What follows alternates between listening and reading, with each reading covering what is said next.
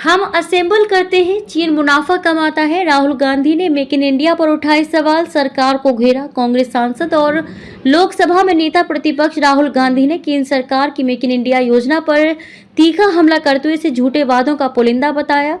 उन्होंने कहा कि ये पहल देश में वास्तविक निर्माण मैन्युफैक्चरिंग को बढ़ावा देने में पूरी तरह विफल रही है।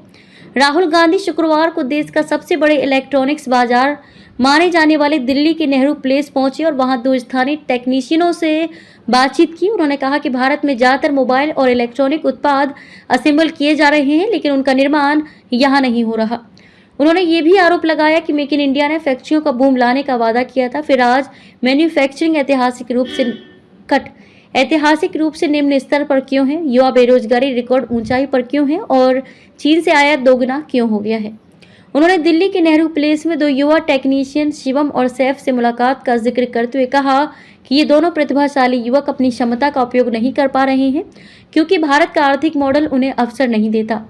राहुल गांधी ने आरोप लगाया कि प्रधानमंत्री मोदी के पास अब कोई नया विचार नहीं है।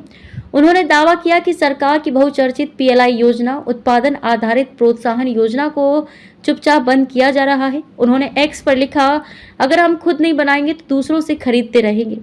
भारत को अब ईमानदार सुधारों और वास्तविक वित्तीय समर्थन के जरिए घरेलू उत्पादकों को सशक्त करने की जरूरत है। देश को अब बाजार नहीं, निर्माण केंद्र बनना होगा।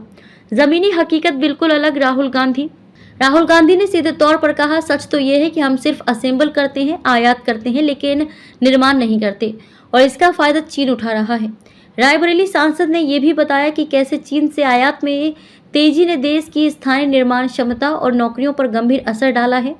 उन्होंने मेक इन इंडिया को जुमला करार देते हुए कहा कि सरकार ने जो वादा किया था उसकी जमीनी हकीकत बिल्कुल अलग है।